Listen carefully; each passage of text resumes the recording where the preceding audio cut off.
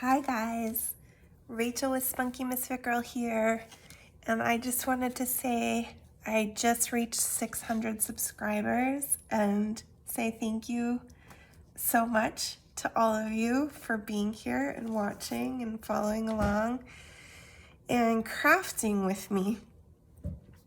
I actually today wanted to do a cute little project. A friend of mine sent me a video on Instagram of a junk journal. Well, I don't know if you could call it a junk journal really officially, but it was a little book made out of buttons. And I wanted to make one of my own as soon as I saw it.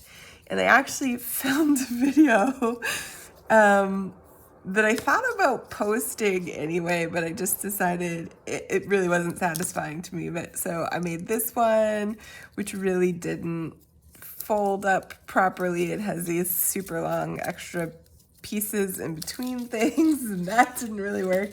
And then I made another one that got kind of closer. It folds up nicely, but the closure didn't really work exactly, and it was kind of a mess.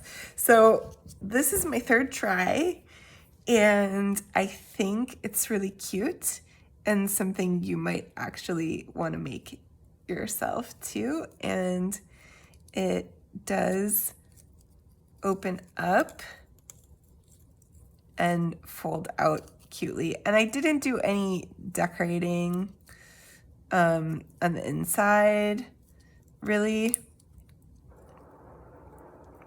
I think I should have. I think because the hinges are on that side, it's actually better. You can open up both sides, but then it just kind of falls apart. One side bound like this kind of serves as the hinge. So what I should do is figure out a way to let myself know which side is which so that I can, see, so that, well, I guess it still doesn't really fully. So if you want to open it up all the way, you can just undo both. And then it comes out like that. And I didn't really do anything to the inside yet, but you certainly could. And I'll talk a little bit about that when we make one today. So these buttons are actually pretty big. They're bigger. These black ones that I used in my first couple tries were ones that I already had in my collection. But when it didn't work, I wanted to keep going. So I grabbed these off of Amazon, and they're actually a full 1.5 inches in diameter. So that's kind of nice because it makes it easier. It makes it a good size where it's miniature, but not so small that it's frustrating to work with. So to make my pages, all I did was I have an 1.5 inch circle punch. And even though the buttons are, when I measure, that's 1.5 inches. These kind of fit nicely inside. So I have 6 of these. And then you're gonna want some kind of little, very skinny piece of scrap paper.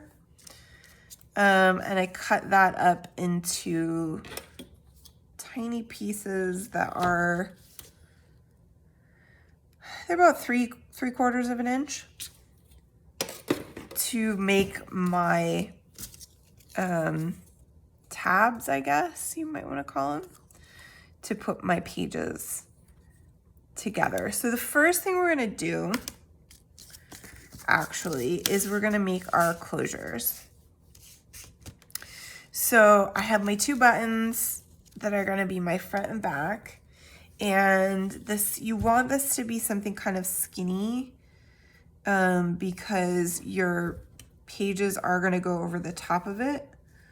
So I wouldn't use anything that's too fat here. And I'm gonna give it a good amount of room. So I'm gonna cut that about there. And that is about 4 3/4, thereabouts. So I'm gonna make 3 more of that same length. So I have 4, 2 for each button.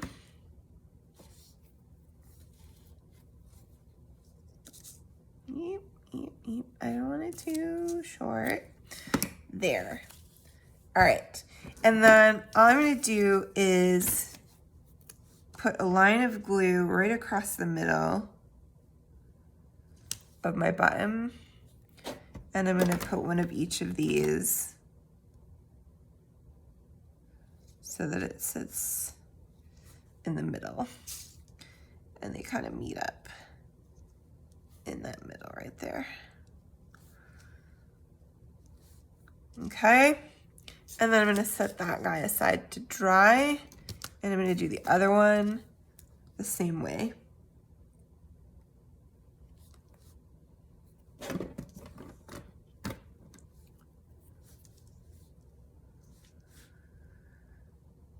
One side and the other right in there just like that.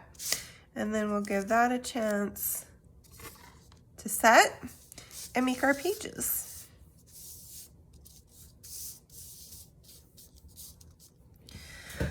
Okay, so then with these, super simple, super cute and fun. So I guess with this one, I think I only did 5 pages. Nope, I'm wrong, I did 6. But it feels like a good amount. So I've got 6 here and I want to alternate. I like that. So I'm going to put those together just like that, basically. And I'm going to use my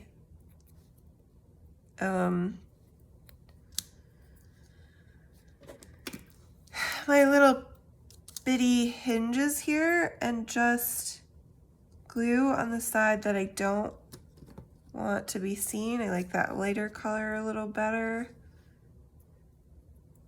And I'm going to start by putting it right in the middle of these two on the end here. And what I did with mine, and I don't really know if this is necessary or not, but I alternated. So what I would do here is the next set I would do on this side as well over here, but then that hinge there, I'm gonna flip them both over and put it on the other side. And I guess my thinking is that just potentially makes it stronger. And if you really wanted to, if you wanted to hide your hinges entirely, you really could very easily just by putting a second set of circles over the top. Oops, I just did that on the wrong side. Hopefully that's okay, I have enough.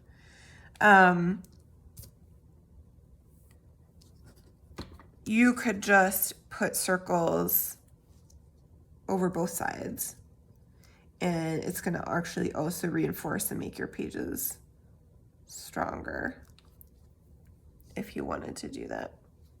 Okay? So then what I'm gonna do for the last two is just flip them over. I just wanna make sure that my glue has time to catch there. Okay, and so then here and here, I'm gonna cut another one since I burned one of them with the wrong side glue.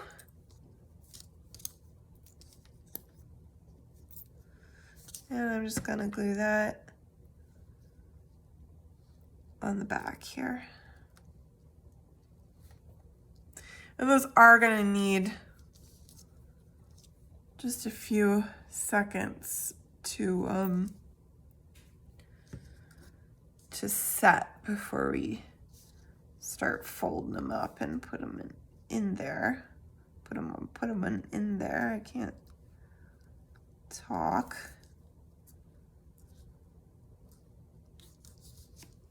All right.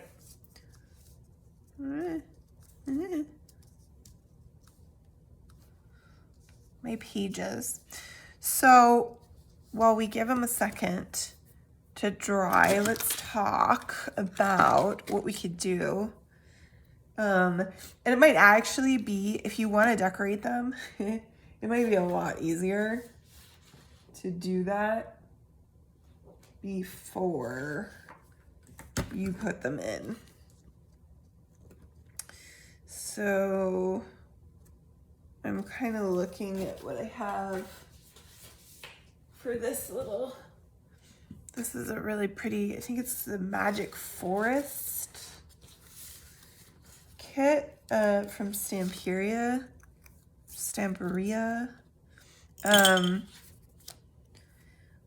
I have maybe like something like this could be nice.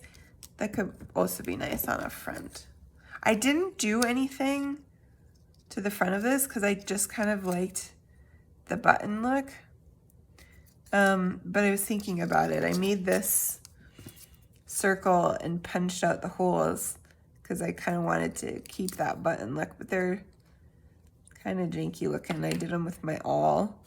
I probably should try them with a real hole punch. I think my crocodile might be too big though. I don't know. Let's take a look actually. Let's see if I can do 4 holes like that. That would be cute. I don't know if I'm in the right place really here. It's hard to tell. I think they're still looking a little wonky. I should have done it with the, oh, there we go. Yeah, that may be okay. That's cute. And then I could maybe put some teeny words. I'd like to get some words involved here. To make some teeny tiny words for this. Probably, I think I have some somewhere from somebody. Maybe Emma Parrish, I think, has a, oh, here's one. Oh no, that's still not tiny enough. This is a Pink Monarch, I think, extra from one of the folios, but it's still too big. Okay. Let's not get too distracted here. So what I was thinking about was making a pocket. I'm just looking for something that might make a nice contrasting pocket on here. And maybe what I want to do, so all I was going to do is just punch another one of these and cut it in half. Just right about like that. And I have this guy who's little. Actually, I don't know how I can do this. I need,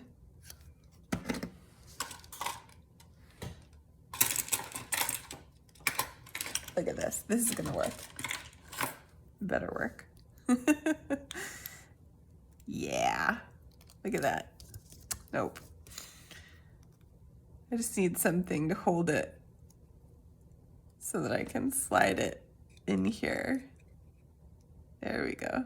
I wanted to just, I have no idea if I'm in the right place. There we go. Look at that, it worked. And then that can make a pocket, just like this, teeny pocket, right? Let's put that on there. Where's the glue? It's gonna be a really teeny pocket because of my glue.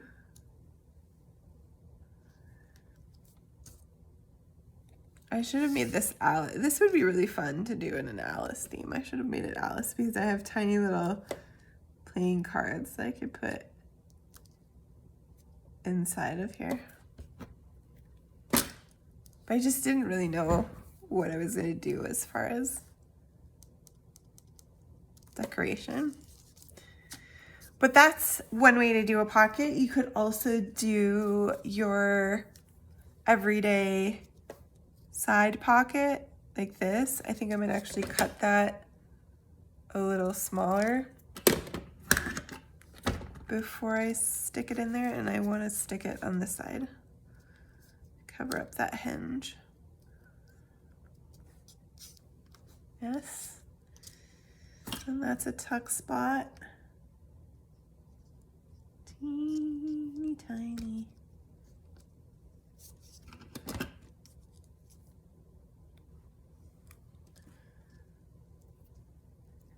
I'm so pleased for once to be doing a little project that I just figured out on my own.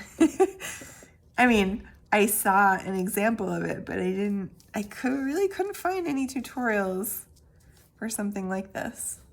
So I figured out how to do it. So hopefully you guys will like it as much as I am. I'm debating whether to make this guy a little tuck somewhere. I could also do something back here, and then he could become, or do I want him on the front? I don't know. I am indecisive. I just like the button look so much. I do kind of like this too. Oh, I'm on the fence. Okay.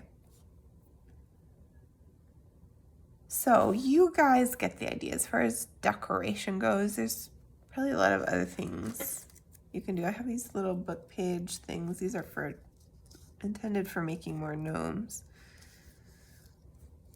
But now I'm getting into the decorating process and the fun of it.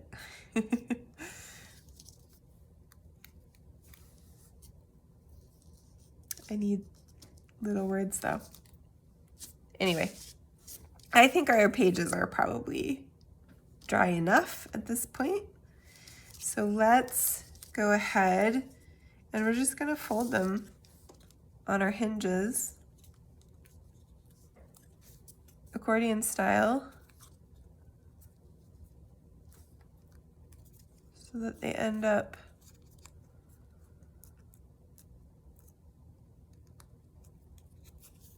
on top of one another, just like that. All right. And that is our signature.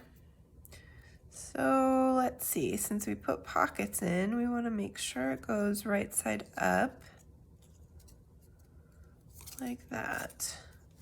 Okay. And now I'm going to bring my covers back, and I am going to glue the side of my pages to my cover on top of that nice closure that I put in there. And just make sure that gets, I did kind of give it some pressure and a hold, just because it's going over that twine. It might not want to adhere to the button.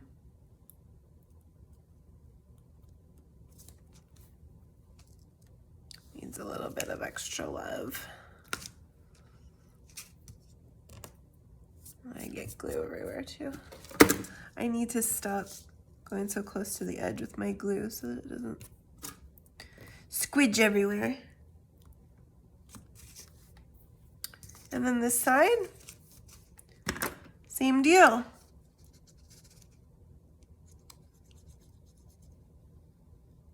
With our other closure, and I'm gonna try to do this so that my closures kind of are on the same line with each other. And then press that one down too.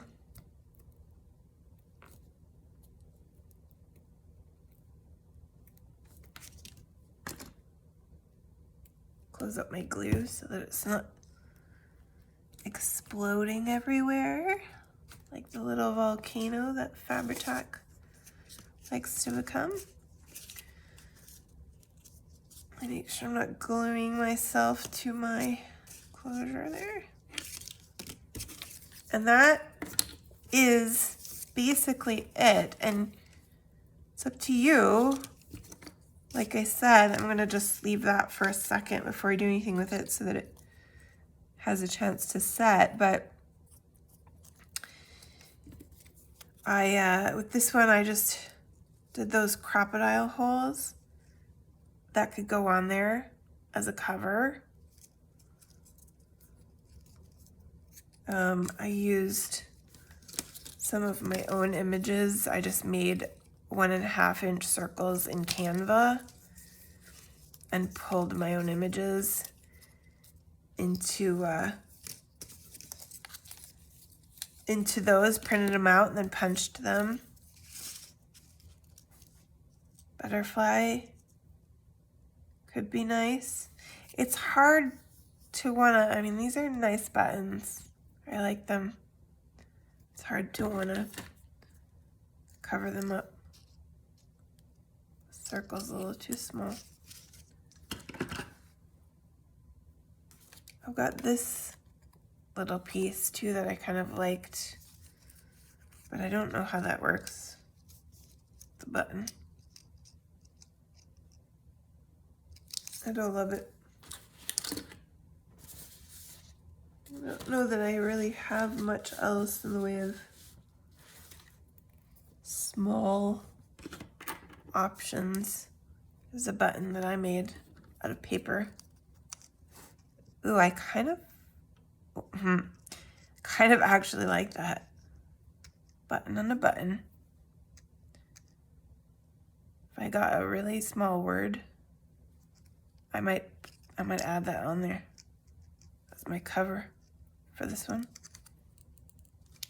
Actually, I never finished it. I never glued the back. I'm gonna do that. Gives that a chance to dry for a sec too before we close it up.